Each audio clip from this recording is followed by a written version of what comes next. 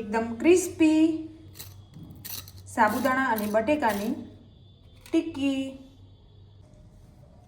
આજે આપણે બનાવવાના છીએ ઉપવાસમાં ખવાય એવી બટેકા અને સાબુદાણાની ટિક્કી. મેં અહીંયા બટેકા બાફીને રાખેલા છે અને સાબુદાણાને 2 થી 3 કલાક પલાળીને રાખેલા છે. તેનું પાણી બધું નિતારી લેવાનું છે અને બટેકાને આપણે છીણી લઈશું.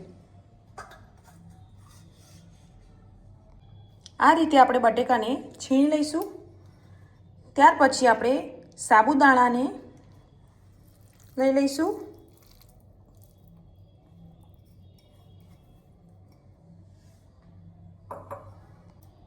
સાબુદાણાનું બધું જ પાણી આપણે નિતારી લેવાનું છે. ત્યાર પછી એક આદુ મરચાંની પેસ્ટ લઈ લઈશું. સિંગદાણાનો ભૂકો લઈ લઈશું.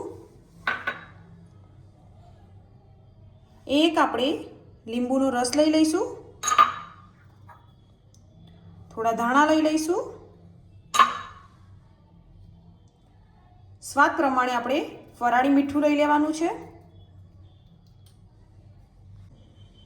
ત્યાર પછી આપણે આ બધાને આપણે મિક્સ કરી લઈશું.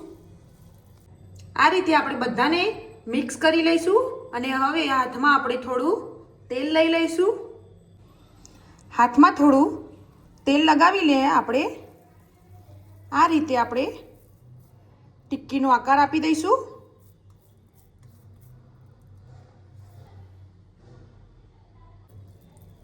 એ જ રીતે આપણે બધી જ ટિક્કીને રેડી કરી લઈશું. આ રીતે આપણે બધી જ ટિક્કીને રેડી કરી લેવાની છે. ત્યાર પછી એક ફ્રાય પેનમાં આપણે થોડું તેલ લઈ લઈશું. ત્યાર પછી આપણા તેલને ગરમ થવા દઈશું. ગરમ થઈ જાય એ પછી એક એક કરીને આપણે ટિક્કીને એડ કરી દઈશું.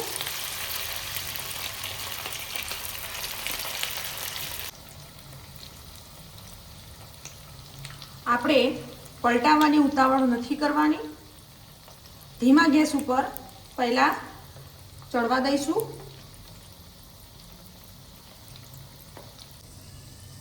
હવે આપણે ધીમેથી આ રીતે ટિક્કીને પલટાવી રહીશું.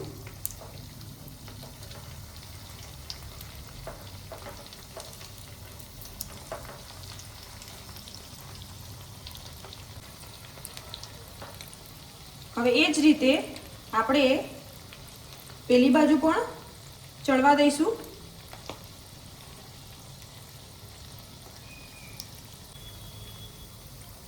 હવે આપણે પલટાઈને ચેક કરી લઈશું.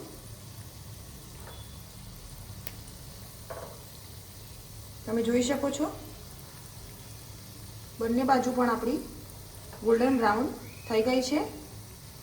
હવે આને આપણે લઈ લઈશું. એ જ રીતે આપણે બીજી ટિક્કી પણ ફ્રાય કરી લઈશું.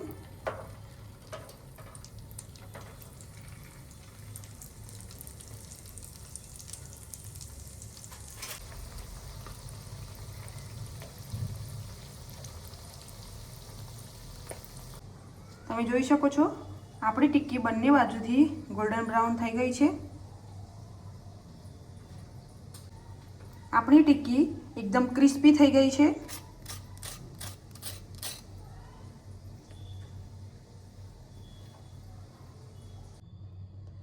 મેં અહીંયા ટિક્કીને દહીં સાથે સર્વ કરેલી છે.